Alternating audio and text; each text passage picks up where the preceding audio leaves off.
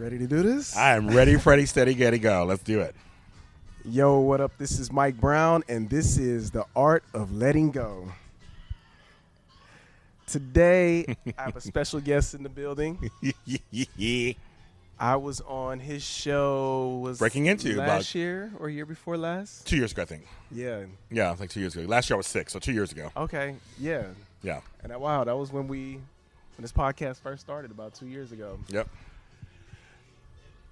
Would you mind introducing yourself to the guests? Sure. I'm James Lott Jr. I am a multimedia sensation. I am James of all trades. I am a professional organizer, certified life coach. What else I do?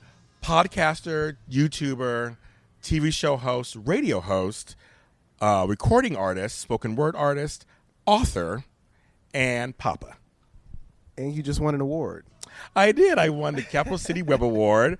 I'm the first winner of this category for Best News and Entertainment Series from a Breaking Into show that you were on. That was a yes. And the episode an award-winning show. And the episode that I think I won for is my interview with Todd Bridges. Speaking of black folks, yeah, Todd Bridges was a good interview. He spilled all the tea on that interview. He was so open about his life. That's cool. Yeah. So today, I was thinking that we could revisit a question that you asked me. Yes. You asked me, how do I represent being black and gay in my art? And being that this is the art of letting go, yes, what better place than here to talk about it? Yes. Yes. And I feel like I do represent it by being myself. Okay. And just giving my journey in the ways that I'm giving it, like I was telling you earlier, I haven't always been as comfortable with being black and gay. Even post coming out, I'm still having to find my own ways of comfort. Mm-hmm. And I really want to talk to you about it because you are from a different generation to me. Yes. I wanted to know your level of comfort with being black and gay. I'm 50 years old, folks. Turned 50 this year.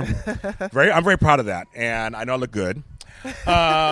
Good genes and good living. No, what's funny for me when we were talking, a little backstory, folks, that we've been friends for a while. We actually met and were supposed to date, and that didn't really happen. I mean, we went on a date and it was good, but nothing ever came out of it.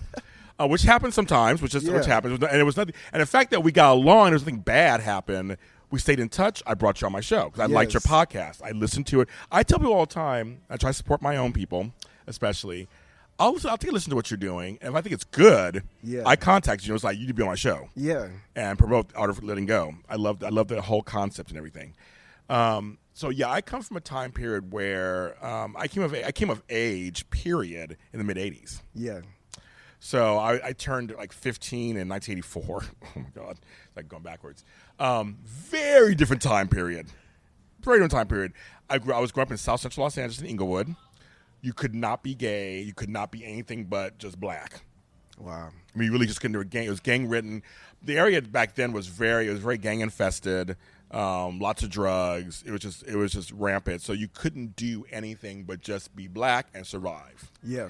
My goal was graduate high school, get the F out of there. That was my whole thing, which I did. At 18, I left home. But that was the whole thing. Was just, let me just get through high school. I knew some of the gang members. We all grew up together and stuff. But there was and back then, there was nothing on TV, nothing going on. You could not, being gay was not even a thought.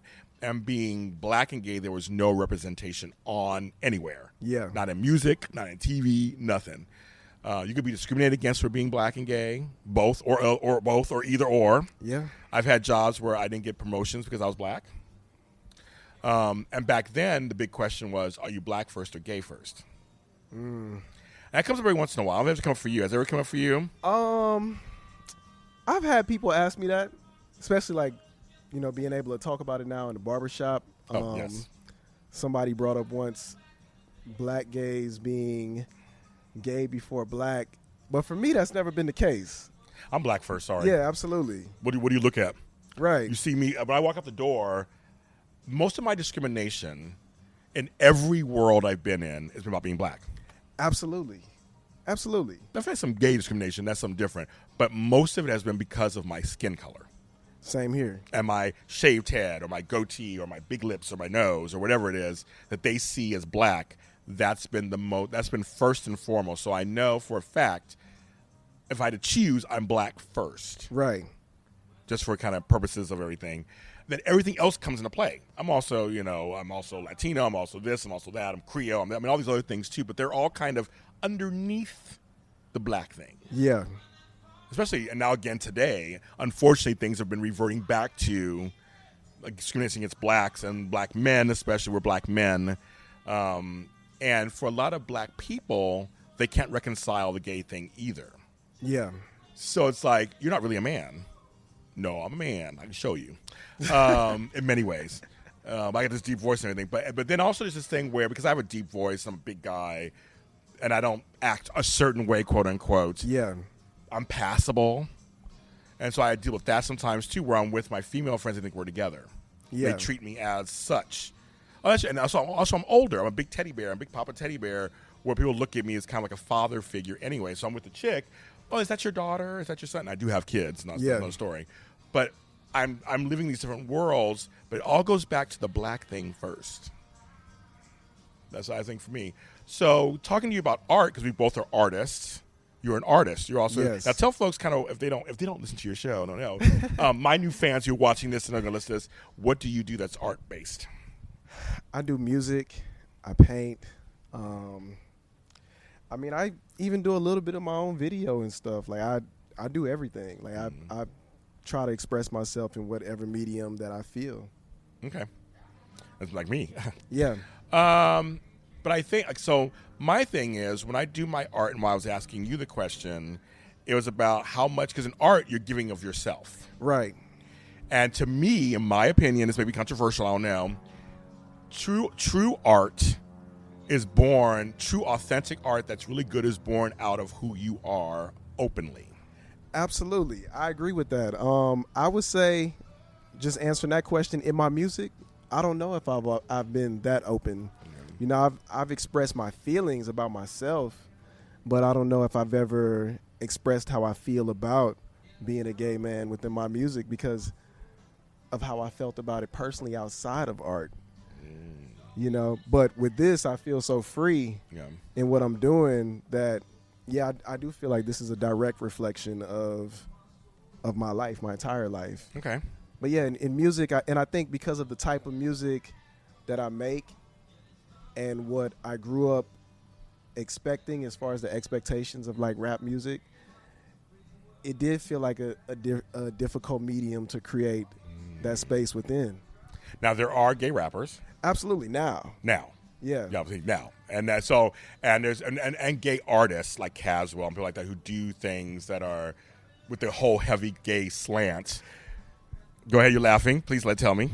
I'm laughing because for me,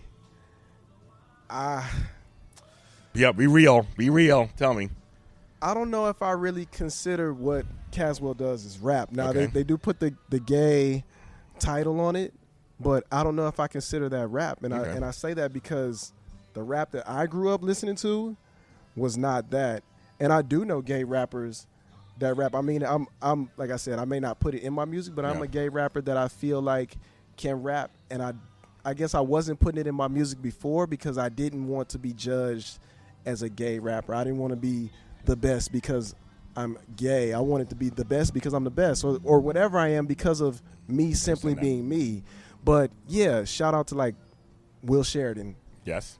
Great rapper. Yep. And I know that because I've rapped with him and heard him freestyle and everything. Yeah. But like some of the other stuff that's out there is cheesy. Well, see, okay, here's the thing, folks. So you're getting a little old. You're getting old now too. See, I'm old. So for me, true rappers like Run DMC and all that stuff, and I know folks will be like, that stuff's cheesy. And they were just like a king of rock and there's no high. I mean, like for me though, that was rap. For me, Kumo D, Eric B. and Rakim, early Public Enemy, like always. I mean, to me, that is rap. Yeah. I hear this shit today. I'm like, what's Amigos? what's this mumble rap crap? Like I hear stuff, and actually every once in a while a song does grab me. Every once in a while a song grabs me, but I know I'm old. So I like the earlier stuff. So I know. I mean, I'm also like a De La Soul person and Arrested Development. I mean, I was like a Lauryn Hill fan. Like I'm all these people who like. when hip hop to me was hip hop. Right. I know that, but I say that because I'm laughing because I say that because I know things evolve and change with generations. So I'm being an old person. Right. So I know. So when you said it, it made me laugh going, well, there you go. Well, some people are considered hip hop and rap and may not be what we think it is, but it's like, I know what you mean. I'm like, I get it. Right. I get it. And I say that because I feel like if I some of the stuff that I listen to, Yes. as far, I mean, if you look at somebody like Tyler the Creator or Brock, what's the guy from Brock Hampton's name? I don't know, young guy. Yeah. Kevin Abstract. Okay, I know that. But I have friends that listen to both and would consider that rap. But I feel like if I played that, and I don't want to go too hard on on Yes. Caswell because I don't know him as a person. Yeah. To him, that may Yeah. that may be his truth, but to me, it feels a little gimmicky. Okay. You know, and that's just being real. Yeah. I mean, there's artists. I mean, I was talking about Lizzo before we came on, and I have friends who can't get into her because she does sing, but she also kind of talks and raps in her songs, but she also plays the flute, she does all these things, and I'm like, well, she's kind of hip hop in a way. I mean, she is kind of in her own way, and she's the hot thing right now. I liked her for years, but I know that everybody's ear is very different. Yeah. And because we are artists, our ears are very different. Also, we hear things a certain way. Yeah. We can't help it. I mean, I can't help it. I hear stuff. I'm a spoken word artist. My hero was Gil Scott-Heron. That's who I grew up with. That's who I model myself after. I do dance music set to my spoken word. Yeah. I do sing a little bit too. But for me, my latest album is coming out. Shameless promotion #1. Salty Clouds, Sunflower Dreams, October 15th. It's my 4th album, 18 songs. Okay. I recorded 30. Oh, wow. But for me, it made me think none of my songs have to do with my gayness. They have to do with my blackness and my illness. So there's also that. There's times when in your art, whatever you create is still authentic, but it's from what your situation is. Right. And so my situation was mostly like I was sick. My face was paralyzed. I had things going on, so my anger was coming out. So I wrote songs based on that. I wrote one song that's kind of a love song, It's my first ballad, but it wasn't towards anybody, so I didn't put any pronouns in it. Okay. But it wasn't because I was trying to hide anything. It didn't. As you know, in art too, whatever calls for it will happen. Like things will come up, and the song or the painting will call for this. Right. And I agree with that as well. Like, I'm not trying to hide anything in my music. I'm not in songs talking about getting girls. Yeah, I know. Yeah. You know, so I don't feel like I'm hiding either. Okay. But I know hip hop, because I don't do that genre, it's a little different than dance music. Right. Or rock music, probably. So, no, it's very different because there's a lot of, there's very few hip hop artists that are openly gay that are a hit. Yeah. Lil Nas X obviously is the latest person who's come out, and then he has these songs that are, very kind of gimmicky, of course, obviously, or whatever. But I like the songs, but like he's the only one, and then I think of R&B, I think of Frank Ocean, of course. Right. Who's kind of the love latest. Frank Ocean. I mean, he's more R&B than hip hop. So then he's kind of come out, which is another place there's hardly anybody came. I mean, Luther Vandross never came out. Freddie Jackson never came out. I mean, they were huge back in my day, and they never came out. They would have never come out. That would have never happened. So there are some small strides happening. But for you, when you're creating music, what are some of the first things that are kind of come to you? I mean, is your blackness important, or is it you went to school in Louisiana? I mean, what is it comes up for you when you're doing music a lot of times? Well, the blackness, I feel like that's kind of automatic for me, like just because everything I do is black, no matter what it is. But for me with the music, a lot of times my feelings come up, like what am I feeling in the moment, or if something is in my head and I can't get it out of my head, I try to create it so I can get it out. But a lot of times when I'm approaching like writing or or even like making a beat, it's just like what exactly am I experiencing right now within my body? What am I feeling? What am I thinking about? And it kind of just comes out that way. Mm-hmm. Now, I feel like as you get freer with yourself, things may flow even easier for you. I think in turn, because songwriting's not easy. Folks. Yeah, definitely. Spoken word writing, songwriting, it's not easy. I mean, you have to love. I love doing it. So, I mean, it comes out of me. But I've had songs take 2-3 months to come out, and some take 20 minutes. Yeah. And I agree with you. Like the freedom, the personal freedom is definitely what it takes. And I think that's why, while we do create and everything we do, we still have to take that time to connect with ourselves because, just thinking about my journey, my music has transitioned with me through every phase of my life, but it's also been a little held back because of me holding myself back in different parts of my life. So it's just interesting how it all connects, and it does. And the problem is we are taught at a very early age that being gay is wrong and being black is bad. Oh yeah, double negative. So how do you overcome that? I mean, so for many of us, that's what we have to overcome. And that was going to be my question to you, because I think about when I first came out, I had to attach myself to this thing that I saw negative my entire life. Like when you think of a gay black man, you think of somebody that you've seen on TV or somebody in your neighborhood or in your community that is just super flamboyant and just extra sassy. Yeah. For me, for me growing up, I had the fortunate side of having a hippie parent. Okay. So we had all kinds of people in my life, and one of my brother's godfathers was gay. Okay. Walter, may he rest in peace. One of the first guys who died of AIDS. So I knew, but he was gay, and he was over at the house all the time, and it was whatever. And we had all kinds of people. So and living in LA, I had an idea of gay stuff. Yeah. We listened to disco growing up. I loved disco. I used to do the hustle and all that when I was a kid. I used to always win a dance contest. And all of that, I didn't know about myself at the time, but I just knew gay people. They were around. I kind of knew who they were. It wasn't until I moved to Sacramento in '87. I was living on my own, and suddenly I was living in an area that was a burgeoning gay area. Right. Now it's gay. It's called Lavender Heights. Now it's openly gay. But back then in the '80s, it was just starting to come out. And I was surrounded by mostly white men. Okay. So for me, and then it was also the height of AIDS. So everybody was dying. So I was so scared even just to be myself, period, because everybody was dying around me. And then it was like the only people I saw were white gay men who were dictating to me what I should be. Yeah. So, and back then I was young and skinny and tender. So I was the young black twink. Okay. They didn't even have that word back then. Or there was a word Yeah. back then about that. But I was the young black thing. And literally I was kind of, for all these older white men, I was the little prize. I definitely understand. Yeah. When I first came out, that's pretty much how it was for me as well. Because in LA there is no, to me, I can't speak for everybody because I hate to generalize the community like that, but West Hollywood did not feel like a healing community for me from something that I just experienced for 26 years of my life, and now I'm having to deal with it.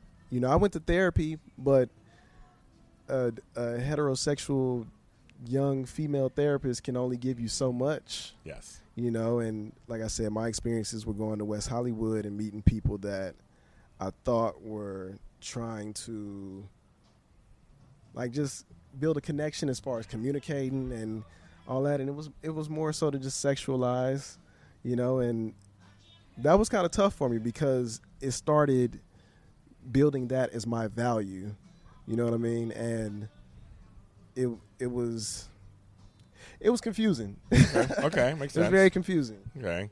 For me, I never thought of myself. I mean, I'm not ugly, but I never used my looks. Yeah. I never lived by my looks. To this day, I've never lived by my looks. I've never used them. So I've never had those kind of issues. Mine where I was trying to find love. Okay. So I was a love addict, so to speak. So I would test people to make sure they loved me. Yeah. So I didn't give myself out. I was never easy because I'd make them work through hoops to get inside of me, so to speak. To get at me, and to almost to my detriment and their detriment. I'm like, if you got through all the hurdles I set up, then it was like, oh, okay, now you're worthy of, and now I'm worthy of, so to speak. And it was like, that's not how I learned later. That's not how you do that. Yeah. It's all manipulation and whatever. But that was my own self-esteem issues. But I was always the smart one. I was always the funny one. I was always the personality. So my looks have never played a part in my whole life in terms of my value or worth or the gay community. To this day, I've just never used that. My worth was all into my person. If you don't like my personality, then something's wrong.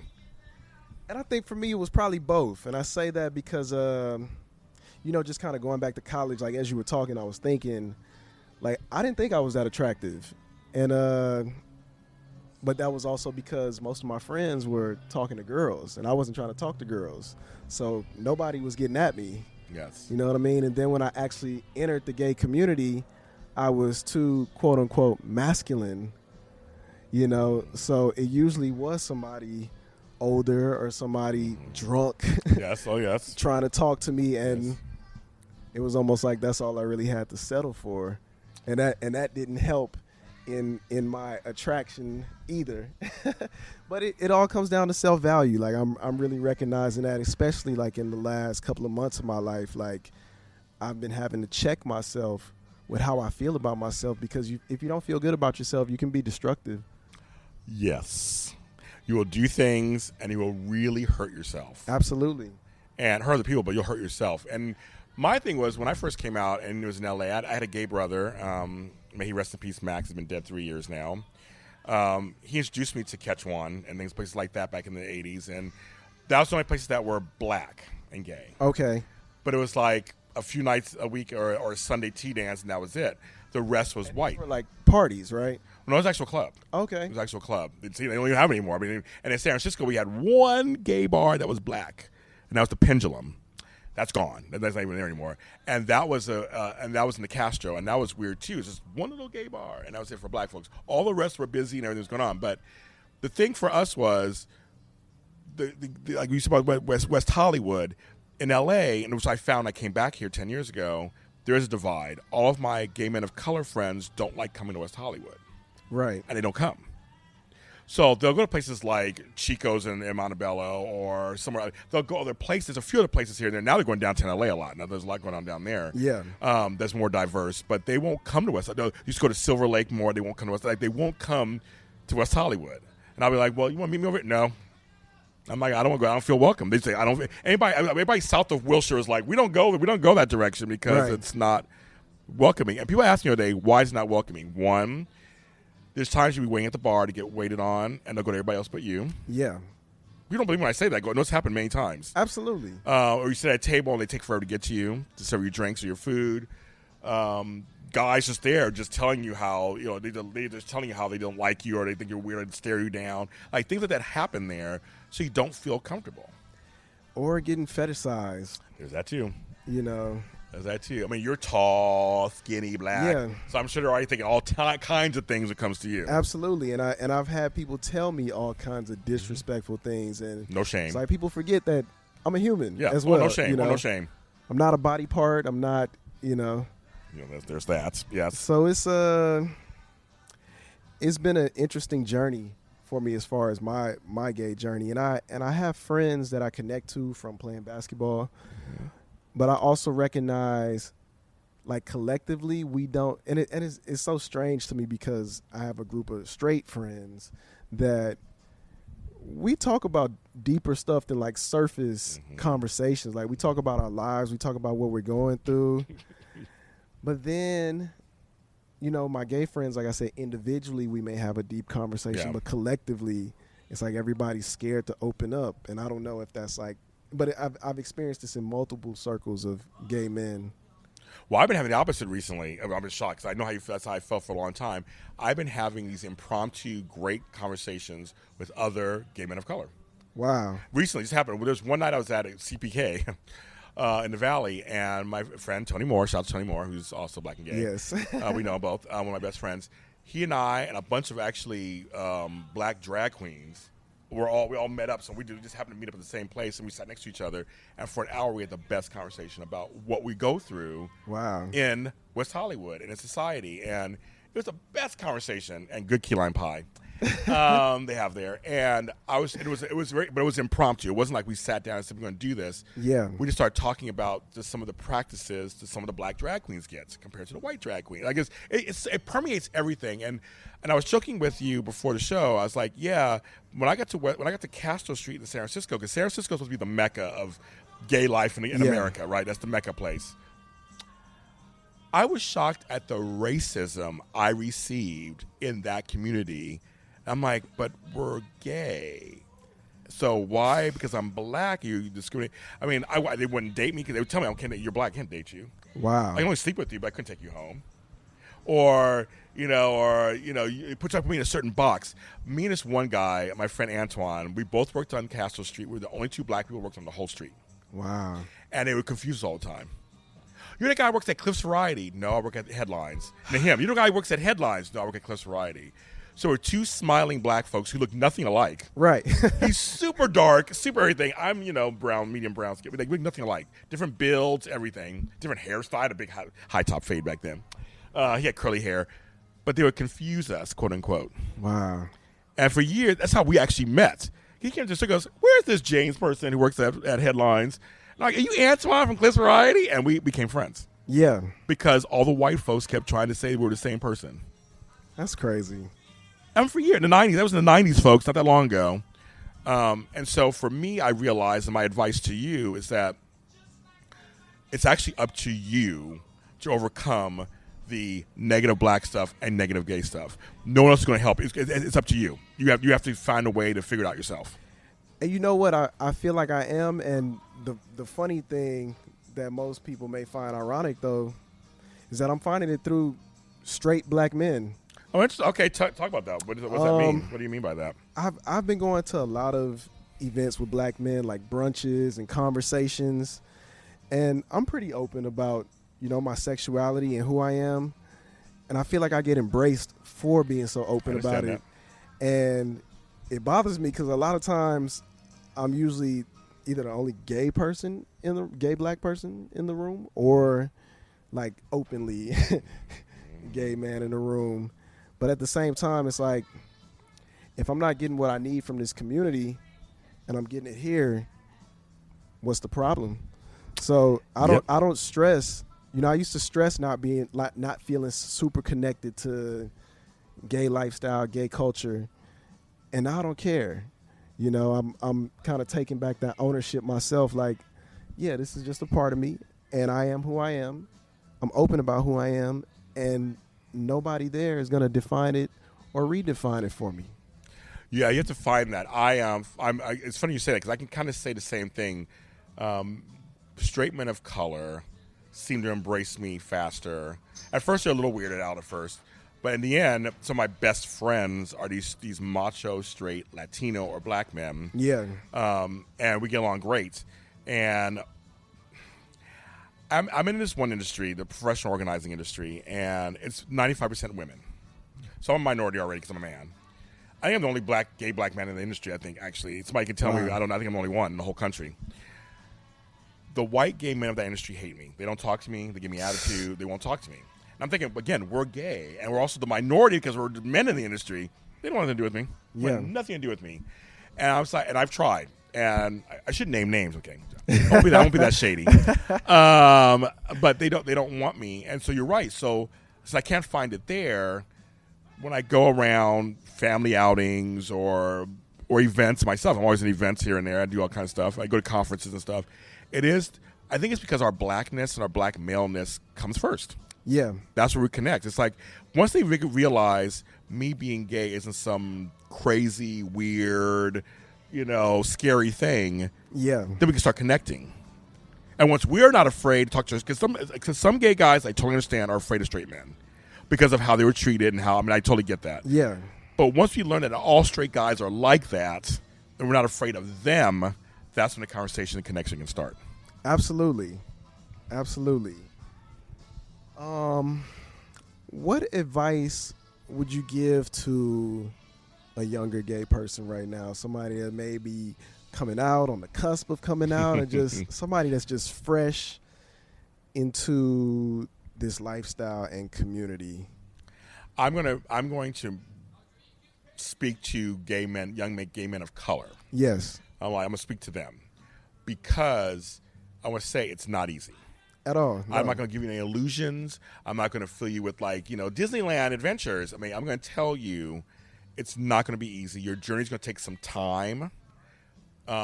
Just be ready for that. It's going to take some time. Celebrate the small victories.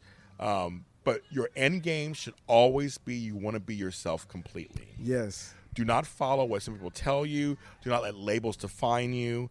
If you want to be a masculine gay guy who doesn't want to go to the gay clubs because it's just not your thing, you don't dance and drink, that's okay.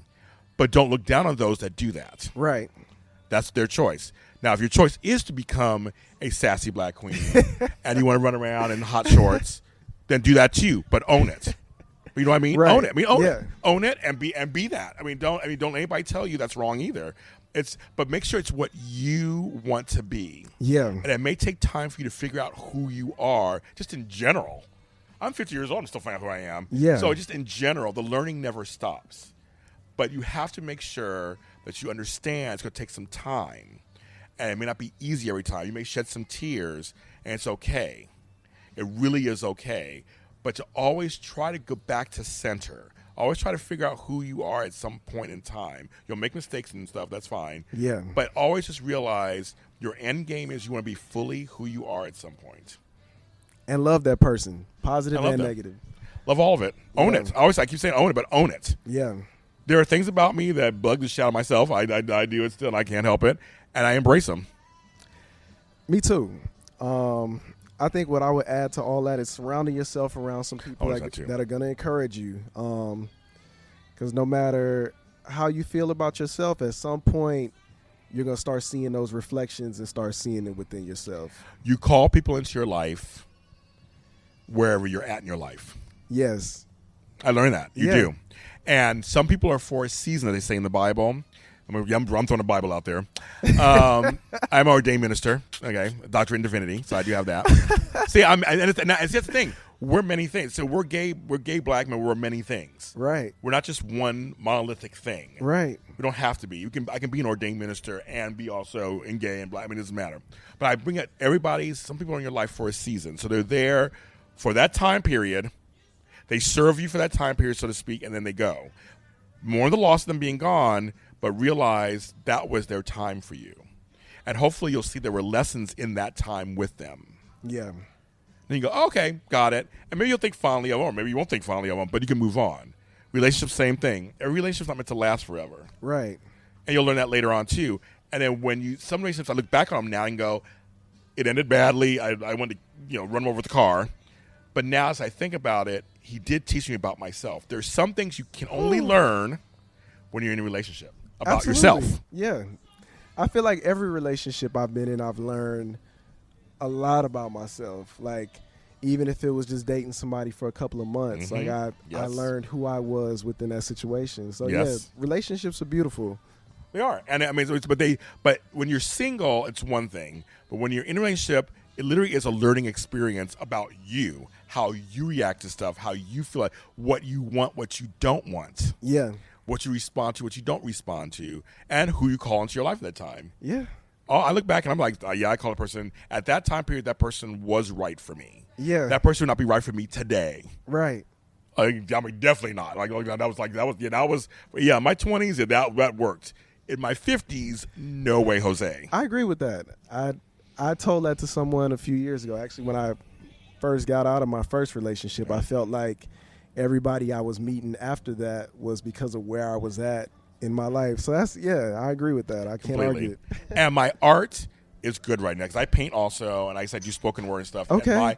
And because the fact that I know basically who I am at this point, and I'm happy with who I am at this point too, I feel like my art is flowing bigger and better and more frequently out of me. It's coming out of me, and I'm allowing whatever to come out. I'm not censoring myself. Yeah. So I tell you, just make sure you're not censoring yourself. If something gay-esque comes out, let it come out. Yeah. Now, you can decide what you want to do with it or put it out, or that's a whole other story. Yeah. But in the creative process, I would invite you to think, okay, today I'm feeling black. I'm going to write something black today. Say I'm feeling a loss of relationship that's gay. I'm going to write that today. I appreciate you sharing that. Yeah, I do. Feel it and let it out. And then you can decide later what you're going to do with it. Right. But get it out of you. And I think you'll still feel even more freer as you're just kind of like, as you get to know yourself, you're like, yeah, I can write anything. I can do anything. I can write anything. And then you can go in places you've never been before.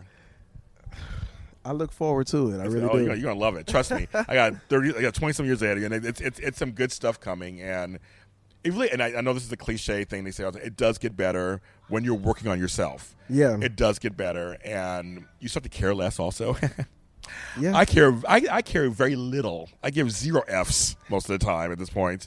I'm all about me and what do I think, and how am I serving myself, so to speak. Yeah, that's what it's all about for me right now. Everything else is just window dressing and outside stuff. But my art's very important to me. My art has saved my life. I don't know how it feels for you, but art has come in my life and saved my life many times. I agree with that also. I do. Seriously. I mean, it has given me wings to fly. It is giving me a reason to wake up. It's giving me It's given me a reason to serve my communities, whatever communities they are. Yeah. People tell me, maybe even one person will say, that book you wrote really touched me. I love it. Or that song, James, I play it all the time because I feel the connection of what you wrote. That kind of stuff to me, that's what the world's like. What I do is a ripple effect in the world. What we all do. What I do affects you whether you know it or not. What you do affects me whether I know it or not. And if we can think that way, we'd be in a better place. I believe. I agree. Gay, straight, whatever. I think we get black, white, whatever. I think we're in a better place if we thought that way. When I step outside, I'm affecting the change in the world. Yeah. And so are you. And, you know, and my art does too, and so does your art. It does affect someone. Someone out there is connecting with it, and that's something to be proud of. I agree with you, and I appreciate that. Thank you. You have anything else you want to share with the people? Be yourself, folks. I'm going to say it 20 times. Be yourself. Be yourself. You're not going to say it 20 times. I just feel like we don't give permission enough to do that. We don't tell people, I'm giving you permission. You don't know who I am, or you know who I am. Be who you are. Love who you are, wherever you're at in your life. And education just never stops. As long as you know that. Education stops when you die. It does not stop. So keep learning stuff. Yeah. Just keep at it, and just keep forgiving yourself. Show yourself with care and compassion. I appreciate that. Where can the people find you, James? You know, folks, okay, I'll make it real easy for you. You can find me on all social media platforms where all James Lott Jr.'s are sold at James Lott Jr. everywhere. That's my line. I do it every time. Everybody laughs. But yeah, where James Lott Jr. is sold at James Lott Jr. on all social media platforms. You can Google me at James Lott Jr.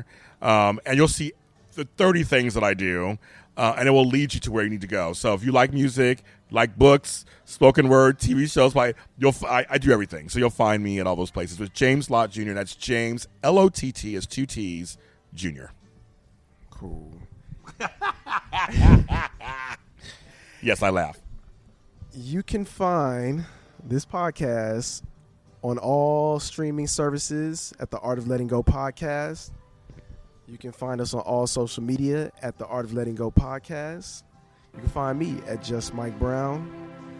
Check out some of the merch that we have. We have some new merch, some t-shirts, some mugs, all kind of cool stuff. Cute t-shirts. I appreciate that. Thank you so much for being on the show. Thank you for having me. Finally, this is great. Yes, I'm so glad I was on. It really was. This podcast is the bomb, so I'm very happy.